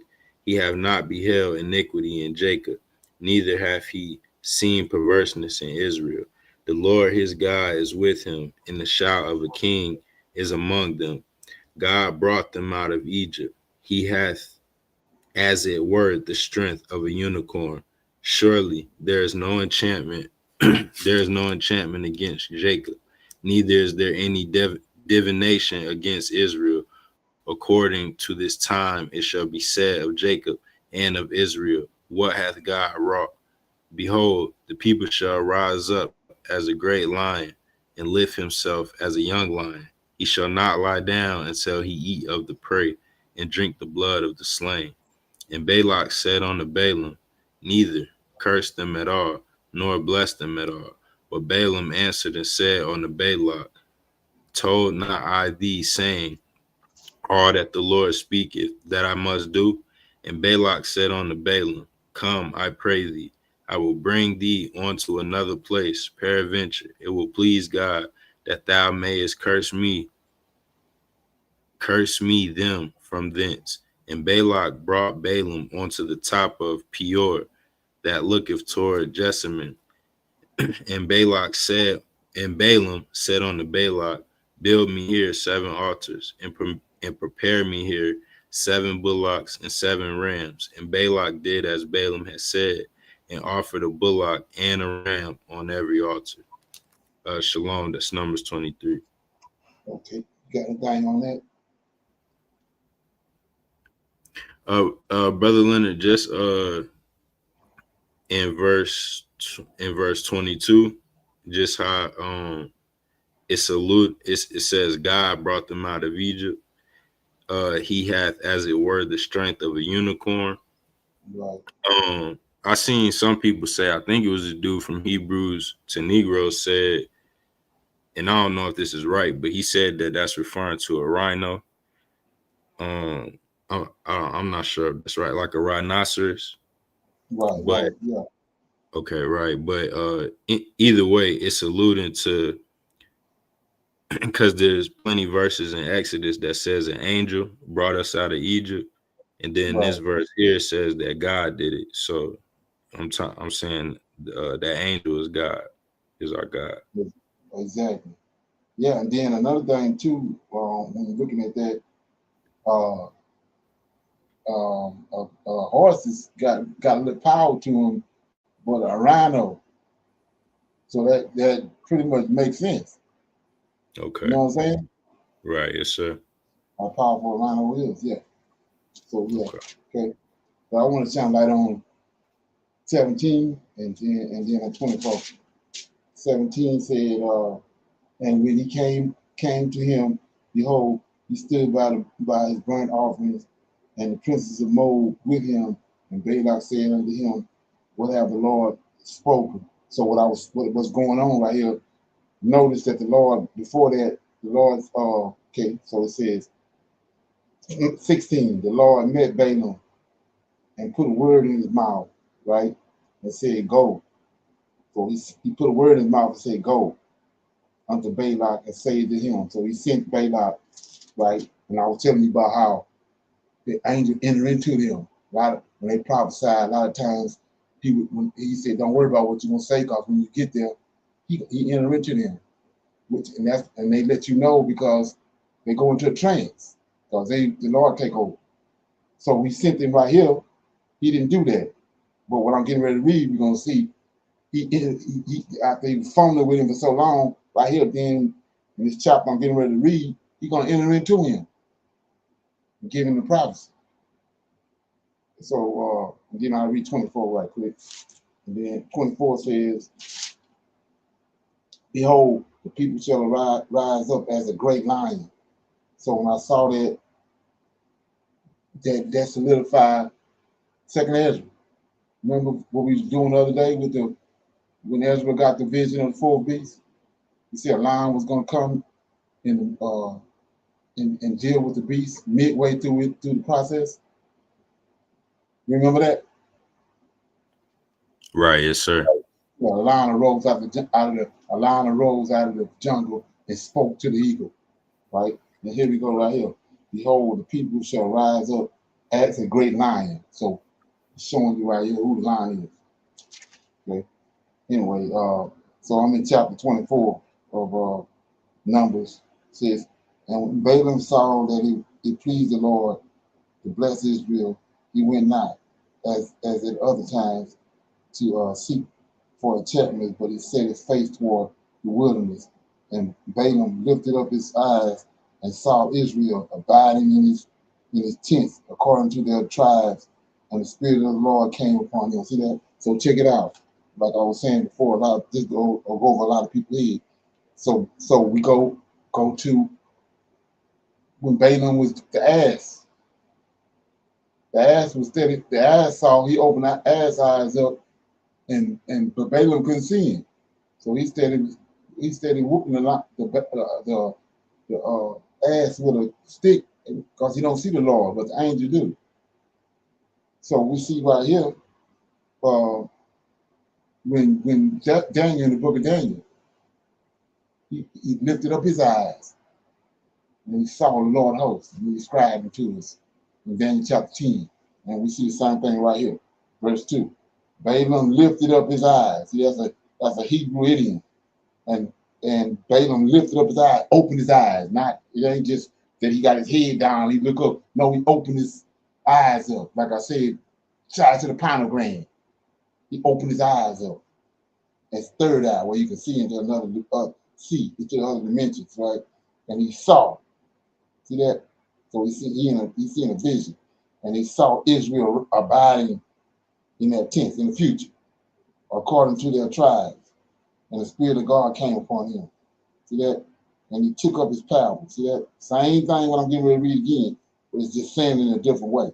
And he took up his parable and said, Balaam, the son of Peor, has said, and the man whose eyes are open has said. See that? I'm telling you right here, his eyes open. So what I want you to understanding what this means, they got JC doing it. See what I'm saying? But not in this context, right? So anyway, verse 4 says, he has said, which heard the words of God, here you go, which saw the vision, see that? So of the Almighty falling into a trance, he entered into him, right? And like I said, when you understand what the pineal gland is, that's where he headed. He entered into him, he dealing with the pineal gland. That's why we got our pineal gland, but theirs calcified. But having his eyes open, how goodly are the tents, O Jacob, and thy tabernacle, O Israel. As the valleys are, they spread forth, as gardens by the river side, as the trees of lion alloy, which the Lord have planted, and as cedar trees beside the waters. We shall pour the waters out of his buckets, and his seed shall be in many waters, and his king shall be higher than Agag, and his kingdom shall be exalted. Because it's David right here. I ain't seen that. So God brought him forth out of Egypt. He have, as it were, the strength of a unicorn, and he shall eat up the nations, his enemies, and shall break their bones and pierce them through with his arrow. So here we go right here. So they want to say that you got Negroes hollering about it's him in Isaiah 53. Well, you go Isaiah 53, right? I mean, you go him right here. I mean, chapter 24, verse 7. So we talk about Israel. He, see that? He shall pour the waters out of his buckets. This he is Israel, nation Israel. And his seed, Israel, shall be in many waters. And his king, see that? Israel king, his, singular, shall be higher than Agag. And his kingdom, Israel kingdom, shall be exalted. God brought him, see that? Is it JC? God brought him forth out of Egypt, and he has, as it were, the strength of a unicorn. He shall eat up the nations, Israel, the 12 tribes, his enemies, and pierce them through with his arrows. He couched. He lay down as a lion. They're going to lion again, and as a great lion. Who shall stir him up? Blessed is he that blesseth thee, they're going to thee, and cursed is he that curseth thee. And Balak's answer was kindled against Balaam. And he smote his hand together, and Balak said unto Balaam, I call thee to curse mine enemies. And behold, thou hast altogether blessed them. See, now he's saying them. Altogether blessed them these 3 times. And therefore now flee thou to thy place. I thought to promote thee unto great honor, but lo, the Lord have kept thee back from honor. And Balaam said unto Balak, Speak, I not also to thy messengers which thou sentest unto me, saying, If Balak will give me his house full of silver and gold, I cannot go beyond the commandments of the Lord, to do either good or bad of mine own mind. But what the Lord has said, that will I speak. And now, behold, I go unto my people. Come, therefore, and I will advise thee what this people shall do to thy people in the latter days. And he took up his parable and said, Balaam, So here you go. So notice not right here now that taking up a parable is tied to going into a trance. When the Spirit of the Lord is on you. It ain't happening with JC.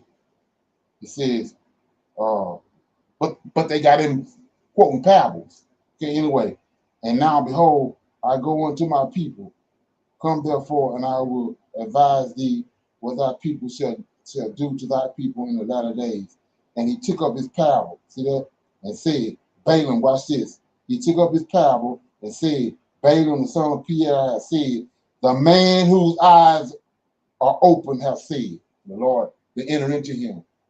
That's when they start speaking parables. Okay?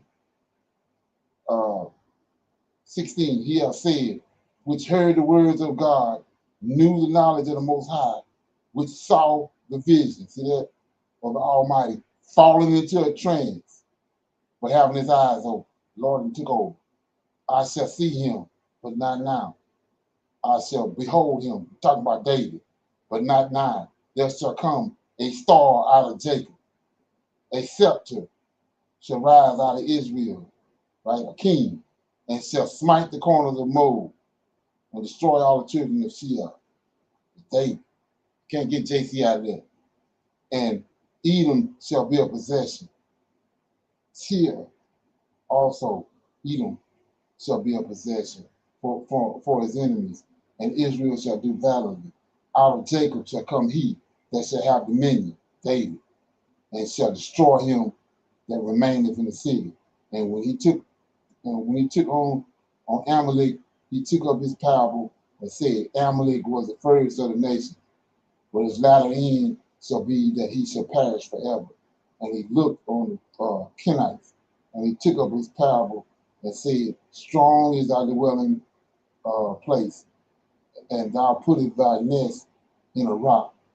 Nevertheless, the Kenites shall be wasted until Ashur shall carry thee away captive.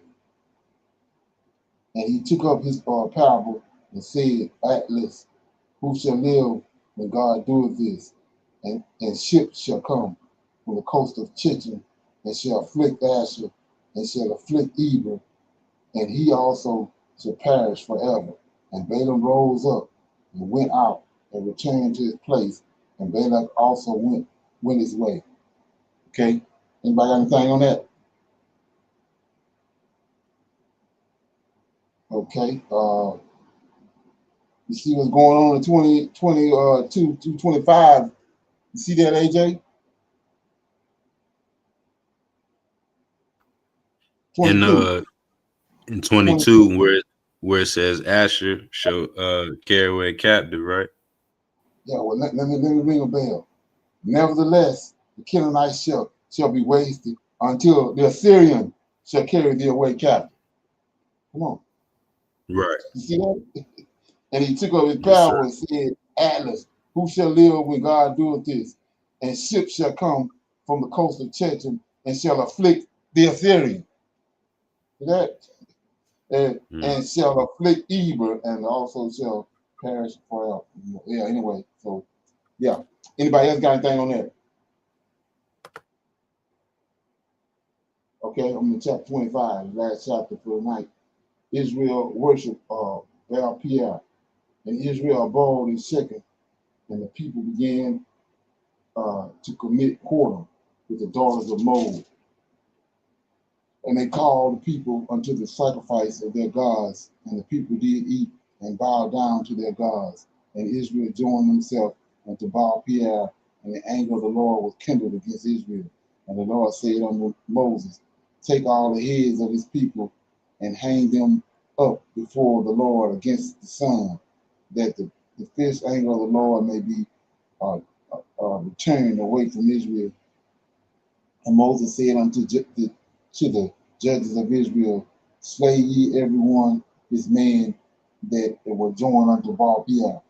And behold, one of the children of Israel came and brought unto his brethren a Midianitish woman in the sight of Moses, and in the sight of all the congregation of the children of Israel, who were weeping before the door of the tabernacle of the congregation. So this is good example right here of what's to come. Negroes thinking one thing happening, but it ain't going down like that. So right here it says, verse 6, and behold, one of the children of Israel, well, it just told you up here that they didn't start defiling themselves with the Moabite women. So we get to verse 6. Behold, one of the children of Israel came and brought his brethren a Midianitish woman. See that? In the sight of Moses and in the sight of all the congregation, all the Israelites of Israel, who were weeping before the door of the tabernacle of the congregation. So if you know anything about that, weeping for Tomaz. That's what they're weeping for. Christianity. Weeping for Tomaz. So he got a foreign woman and he worshiping Tomaz. So 7. And when Phinehas, the son of Eleazar, the son of Aaron, the priest, saw it, he rose up from among the congregation and took a javelin, see that, in his hand, and he went after the man of Israel into the tent and thrust both of them through, the man of Israel and the woman through her belly, so the plague was stayed from the children of Israel. And those that died in the plague were 20 and 4,000. And the Lord spake unto Moses, saying, Phinehas, check it out, Phinehas, the son of Eleazar, the son of Aaron, the priest, have turned my wrath away from the children of Israel, while he was zealous for my sake among them, that I consume not the children of Israel with my jealousy. Wherefore say, behold, I give unto him my covenant of peace. See that? You know, ran a javelin through an Israelite and a Canaanite woman, and the Most High gave him flowers. That's the total opposite of the day. The Most High love everybody. Bring him on in. Okay. 12. Wherefore say, behold, I give unto him my covenant of peace, and he shall have it, and his seed after him, even the covenant of an everlasting priesthood, because he was zealous for his God and made an atonement for the children of Israel. Now the name of Israel, of the Israelites that was slain, even that was slain with the Midianitish woman, was Zimri, the son of Shalu, the prince of the chief house among the Seminites. And the name of the Midianitish woman that was slain was Cosbi, the daughter of Zor. He was head over a people and of a chief house of Midian. And the Lord spake unto Moses, saying, vex the Midianites and smite them, for they vex you when their wiles wherewith they have beguiled you in the matter of Peor and in the matter of Cosbi and the daughter of the prince of Midian, their sister, which was slain in the day of the plague of Peor say. Okay, so that was Numbers chapter 25. Anybody got any comments or questions on anything they heard that was read? You want to talk about it? Okay, we're gonna read this pick a verse. We're gonna read it and then we'll break it down. And I got a little video I want to play, then we'll close out. Okay, somebody got a scripture they want to read?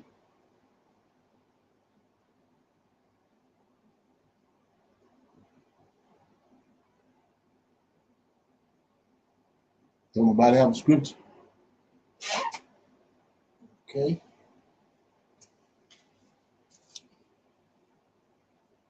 Let's get one right quick.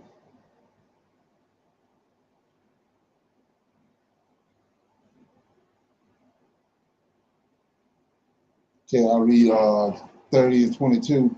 And God remembered Rachel, and God hearkened to her, and opened her womb, and she conceived and bore a son, and said, God hath taken away my reproach. And she called his name Joseph, and said, the Lord shall add to me another son. Okay, so that's how Joseph was born. Well, Rachel was barren. And we go back and we look at the same with Moses. The day that the Pharaoh put the decree out to kill all the firstborn, all the male children, Moses was the first one born. Okay. So with that being said, I'm gonna play this. This right here is big. Like I said, it's tied to some of the other stuff I was playing earlier. It's got to do with hammer time. Let me get it right quick. Okay, here we go. It's big. Let this front mate. Legendary Hajj to Mecca in 1324.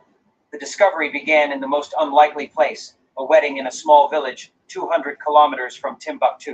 Okay. Traoré had been invited by a childhood friend, and during the celebration, an ancient griot named Bakary Keita began performing traditional songs. Most were familiar, tales of warriors, lovers, and harvests, but then he sang something strange. 14 and 7 and 3, 21 and 9 and 5. The griot chanted in ancient Mandinka. The Sun King's burden rests where numbers meet earth, where the river bends twice but flows once, where the Bob marks the beginning of wealth. The wedding guests politely listened, but most were confused. This wasn't a normal praise song or historical ballad. It sounded like someone reciting mathematics. But Traoré, who had studied both engineering and traditional African history, felt his pulse quicken. He recognized something others didn't. These weren't random numbers. They followed a pattern. After the ceremony, Traoré approached the elderly griot, Baba Bakary, that song about numbers. Where did it come from? The old man's eyes, clouded with cataracts, seemed to look through time itself. My father taught me, as his father taught him, back to the time of the great king's journey. We were commanded to remember but never understand, to sing but never seek, to preserve but never pursue. The great king? You mean Mansa Musa? The griot nodded slowly. The richest man who ever lived. When he traveled to Mecca, he carried so much gold that he destroyed economies. But the songs say he didn't carry it all. The songs say he left the greater portion hidden, protected by riddles only his descendants would understand. But here's what history had forgotten, or been made to forget. Mansa Musa's famous Hajj of 1324 was one of history's most documented journeys. He had traveled with 60,000 people and supposedly 100 camels each, carrying 300 pounds of gold. He gave away so much gold in Cairo and Medina that he caused inflation that lasted a decade. Historians calculated he had distributed about 200 tons of gold. But Traoré knew something didn't add up. The Mali Empire at its peak was producing 50 tons of gold per year. Mansa Musa had ruled for 25 years. Even accounting for inheritance and conquest, he should have had access to at least 1,500 tons of gold. If he only distributed 200 tons on his Hajj, where was the rest? French colonial historians had dismissed this discrepancy, claiming African records exaggerated wealth, but Traoré suspected the truth was different. Mansa Musa had hidden the bulk of his treasure, knowing that such wealth would make Mali a permanent target for invasion. The griot continued. There are 14 songs in total. Each griot family keeps one. My family guards the third. Only when all 14 are sung together does the path reveal itself. This was the breakthrough Traoré had unconsciously been waiting for his entire life, not as president, but as a student of history who had always believed Africa's past held keys to its future. Baba, would you teach me your song? Every word, every pause, every emphasis. The old man was quiet for a long moment. You are not a griot. The knowledge is sacred, passed only through blood. But I am president of Burkina Faso. If this treasure exists, it belongs to all African people, not just to hidden memory. Wouldn't Mansa Musa want his wealth to finally serve its purpose? The search for the 14 griots took 3 months. Traoré couldn't use official government resources without risking exposure. Instead, he created a cover story, a cultural preservation project to record traditional songs before the last master griots died. He hired ethnomusicologists, historians, and linguists, telling them they were saving African heritage. Only he knew they were actually assembling the map to the greatest treasure in human history. The griots were scattered across West Africa. 3 in Mali, descendants of Mansa Musa's personal praise singers, 2 in Senegal, from the wool of kingdoms that had married into Mali royalty, 4 in Guinea, where many Mali nobles fled during the empire's collapse, 2 in Mauritania, from the Berber families who had controlled trans-Saharan trade, 1 in Niger, from the Tuareg guides who had protected the Hajj caravan, 1 in Ivory Coast, from the gold miners who had supplied the empire, and Bakari in Burkina Faso, from the warriors who had guarded the treasure. Finding them required delicate negotiation. Many griot families had been keeping their songs secret for 7 centuries, forbidden to share them with outsiders. Some had to be convinced with appeals to Pan-African unity. Others required proof that Traoré was worthy, tests of historical knowledge, demonstrations of respect for tradition, even participation in sacred ceremonies. The breakthrough came when Traoré met the senior griot in Mali, a 95-year-old woman named Aminata Diabate. She held the first song, the one that began the sequence. "I have been waiting for you," she said, when Traoré arrived. "Not you personally, but someone like you, someone with power, but also knowledge, authority, but also respect. The ancestors said he would come when Africa was ready to be truly free." She taught him the first song, and suddenly the pattern became clear. Each song contained 3 elements: numbers that were coordinates, descriptions that were landmarks, and warnings that were protective measures. The full message, when assembled, was staggering in its sophistication. Mansa Musa hadn't just hidden gold. He had created a multi-layered protection system that required all 14 songs to be combined in the correct order. Knowledge of ancient Mandinka, Arabic, and Tamashek languages. Understanding of Islamic numerology and African astronomical systems. Recognition of geographical features that might have changed over 700 years. The wisdom to interpret metaphors that had multiple meanings. The coordinates led to a location in the Adrar de Sifagaz Mountains, on the border between Mali and Algeria, one of the most remote and inhospitable places on Earth. But the songs warned that finding the location was only the beginning. The treasure was protected by what Mansa Musa called the 3 deaths, false entrances that would kill treasure hunters.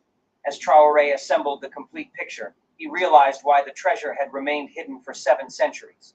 It wasn't just hidden, it was protected by the most sophisticated security system of the medieval world. But Traoré wasn't the only one looking for Mansa Musa's gold. Unknown to him, French intelligence had been searching for the treasure since 1892. Colonial administrators had heard rumors of griots with map songs and had tried to extract the information through torture, bribery, and manipulation. But as we share the gold, we share the knowledge. As we become wealthy, we remember we always were. The distribution system was completely transparent. Blockchain technology tracked every gram from extraction to final use. Citizens could see in real time how their nation's share was being spent. Any corrupt... So, in other words, you want to watch that. Abraham truly found Mansa Musa's gold, 100,000 tons of gold. 700-year secret. So if somebody want to go on a quest, check that out. But ain't that something? They're going to see it before. The ship's coming, one way or another. Anybody heard anything about that? No, sir, I had not until tonight. Yeah. They even found Mansa Musa gold. Ain't that something? OMG. Okay. Anybody else got anything else before we go? That'll be a good rabbit hole to go down into.